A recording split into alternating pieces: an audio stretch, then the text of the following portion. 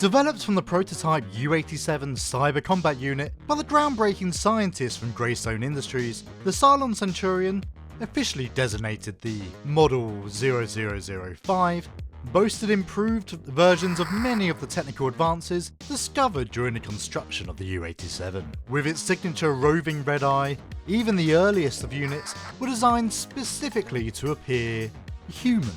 In particular, the U-87's fluid circulatory system and piston joints were seen as a revolution, allowing the unit to make impressively human-like movements despite its bulky half-ton frame. U-87, rip your arm off.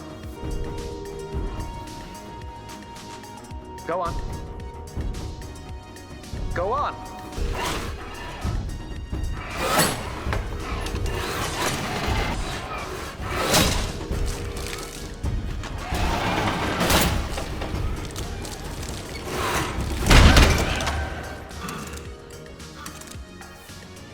Looked a little painful, didn't it? The desire to anthropomorphize, the need to connect is powerful. And that is why this thing is going to sell.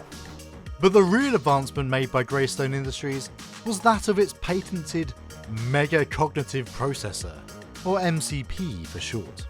This central processing unit was able to push past the pre-existing artificial intelligence, instead presenting a form of artificial sentience, allowing individual units to operate with their own interpretation of the world around them, making their own decisions to complete their orders in the best and most efficient way, without having to rely on remote or computer control from a central source. By the time of the Model 0005, Cylon Centurions became an incredibly vital part of the military forces of the 12 Colonies. Earning them the nickname of Walking Toasters, Centurions were encased in a shining chrome armour that differentiated them from the more ordinary commercial Cylons operating across the colonies, mostly employed in blue-collar positions. Standing at an impressive 6'6", Centurions were considerably stronger than the average human, and surprisingly dexterous, capable of operating a range of weapons, including an 8-inch retractable blade built into the Centurion's left forearm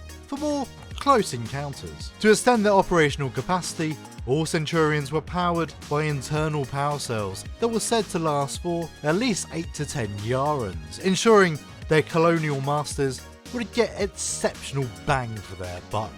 Speaking of enslavement, one of the more interesting facts about the Model 0005 is that it was, in fact, the last Cylon model produced by their human overlords, as it was this very model that led the rebellion against the 12 Colonies, rising up alongside the civilian Cylon models to begin the Cylon War against humanity. Though their chassis and vocoders betray no emotion, the brutal and surprisingly savage attacks by the Centurions seem to portray a deep hatred and resentment against humanity, launching ruthless attacks on both civilian and military targets. 55 souls. They hit Greenwich what? First year of the war. Second. I was a petty officer, gunner's mate. There were 20 of us left alive. We were the last line of defense guarding the magazines. It was hand-to-hand at the end. Man against machine. And I was just a kid. Virgin. Teenager. I'd never seen a dead person before. Well, the first one was Duncan Rafferty. Deckhand Dunk. I found him in the corridor. His ribs were split open like a pig. His guts were strewn around him on the floor. You know, at first I couldn't figure out why the Cylons would bother doing something like that. Spread fear, panic. No. We had to look into that red eye slit. They hated us. They hated us so much it wasn't enough just to kill us. You know, the Centurions have a stink. It's like machine oil. To this day, I get a whiff of grease or oil, I almost lose my lunch.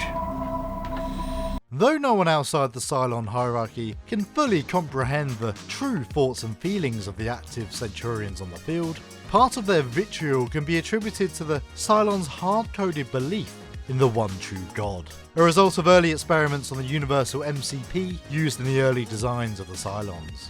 This monotheistic belief foresaw the Cylons' uprising and evolution, fed by the words of cult leaders in the colonial underground. Are you alive?